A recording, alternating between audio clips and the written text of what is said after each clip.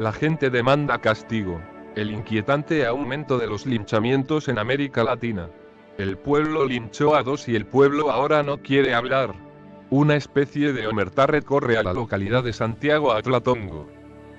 Aquí nadie vio nada, había salido, trabajaba en otro lugar, justo ese día no estaba. Ese día era 24 de mayo y unas 600 personas de una población de 5.000 participaron del linchamiento de 2 presuntos secuestradores, un hombre y una mujer. Ambos murieron y otro hombre resultó herido. A 2 semanas del incidente, cuando BBC Mundo visitó el lugar, la desconfianza reinaba en este pueblo del municipio de Teotihuacán, 1 hora al norte de Ciudad de México. El delegado local me sugirió no hacer muchas preguntas. Y los pocos que se atrevieron a hablar no quisieron dar sus nombres. Me dijeron que se estaban protegiendo de represalias y que aunque el linchamiento no era justificable, era una forma de defenderse ante la falta de acción de las autoridades. Y de advertir a los delincuentes. Me explicaron que había un código de silencio. Y me advirtieron que un hecho así se puede repetir. El fenómeno de los linchamientos, el acto de ejecutar a alguien por parte de una multitud y sin mediar un proceso legal, no es nuevo pero está en ascenso en México y otros países de América Latina. Aunque las cifras son por lo general difíciles de contrastar, Venezuela, sumida en una crisis económica y social sin precedentes, ha visto una cantidad récord en los últimos meses. Y Guatemala y Bolivia, históricamente, han sido 2 de los países donde más común es que ocurran actos de este tipo. Los motivos de fondo que llevan a una sociedad a tomar la justicia en sus propias manos se repiten a lo largo de los distintos países. Falta de confianza en la policía y en el sistema judicial, sumada a la ineficiencia, corrupción o al poco alcance del Estado en algunas zonas. Raúl Rodríguez Guillén, profesor investigador de la Universidad Autónoma Metropolitana, quien lleva 2 décadas estudiando el fenómeno en México, señala que el aumento se debe al crecimiento sin límite de la delincuencia, la inacción y poca eficacia de la autoridad y el hartazgo de la sociedad. Lo más grave que va sucediendo es que se va erosionando la autoridad, le dice a BBC Mundo, y eso a largo plazo creo que es de mayor gravedad que el crecimiento de la delincuencia. En Venezuela, 2/3 de la población justifica los linchamientos, señala Roberto Briceño León, presidente de la ONG Observatorio Venezolano de Violencia, OVV. Quizá el caso reciente que más repercusión ha tenido fue el de Roberto Bernal, un chef de 42 años, linchado en abril en Caracas. Lo golpearon, lo rociaron con gasolina y le prendieron fuego. Bernal terminó con quemaduras de segundo grado en 70% de su cuerpo y falleció hospitalizado 2 días después. Tras el incidente se supo que había sido atacado por intentar ayudar a una víctima de robo y ser confundido con un delincuente. Los rumores y los malentendidos que dan pie a estos actos de violencia en masa no son inusuales y en no pocos casos se termina castigando a inocentes. La gente puede no estar de acuerdo, pero la necesidad de castigo en la sociedad es tan grande y la impunidad es tan sostenida en el tiempo, entonces la gente demanda castigo, explica Briceño León.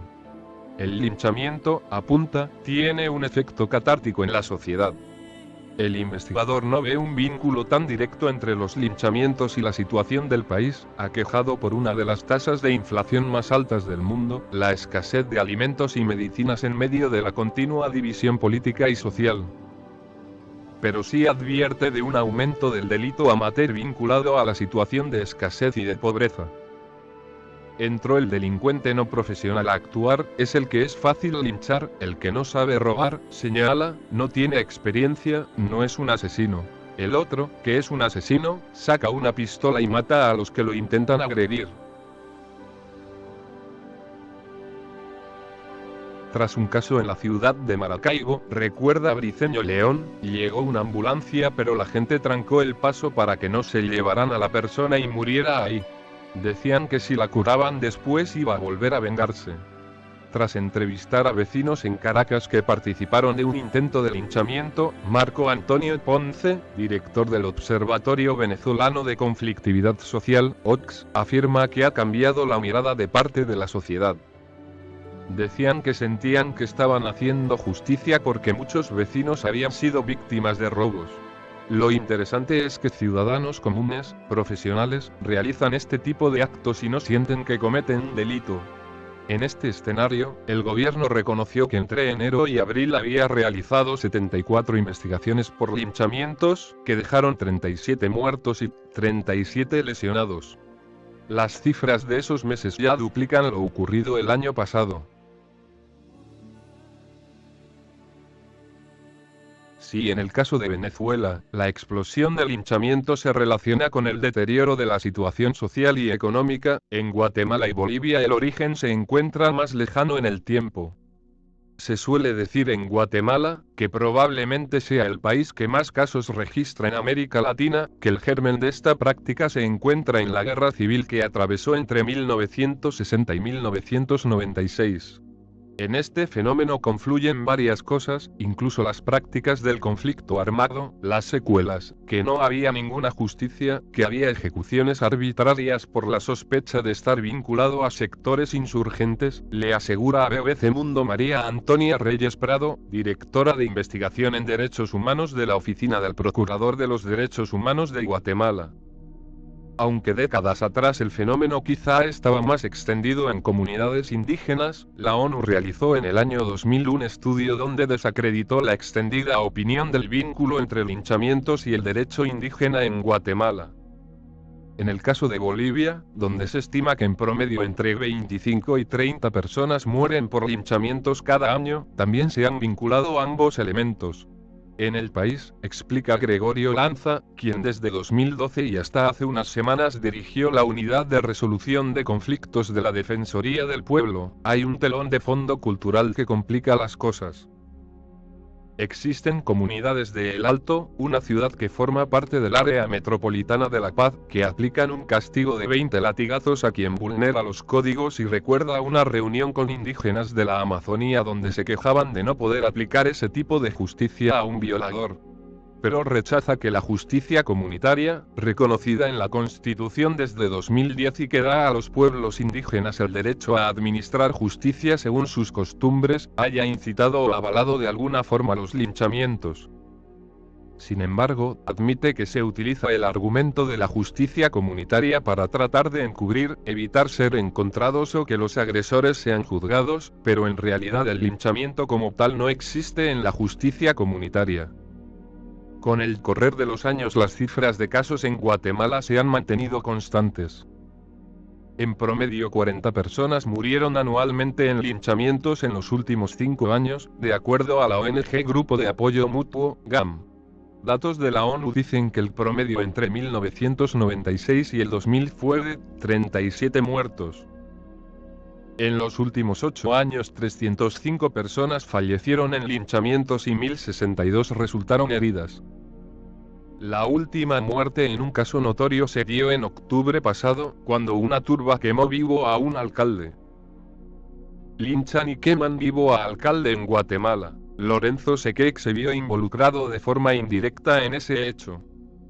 El alcalde de Concepción, Basilio Jucarán, fue linchado en represalia por un ataque contra Sequec, en el que murieron su hija y una prima.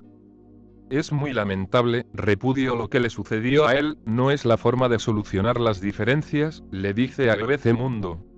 Sequec había perdido las elecciones semanas antes contra Jucarán, reelecto en el cargo y contra quien había denunciado irregularidades y actos de corrupción.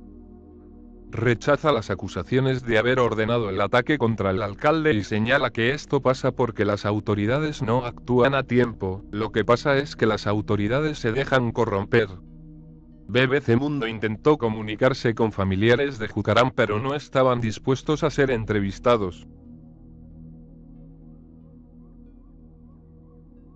La justicia por mano propia recibió en 2014 el máximo nivel de apoyo de los últimos 10 años de acuerdo a un estudio publicado el año pasado por el Proyecto de Opinión Pública de América Latina, la POP, por sus siglas en inglés, de la Universidad de Vanderbilt, Estados Unidos.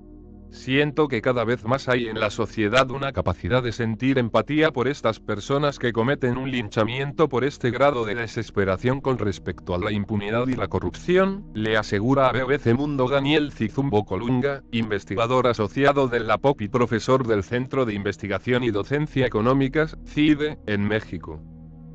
El grado de apoyo social en una escala del 0 al 100 era de 29 puntos en 2014 y alcanzó las 32 unidades una década más tarde.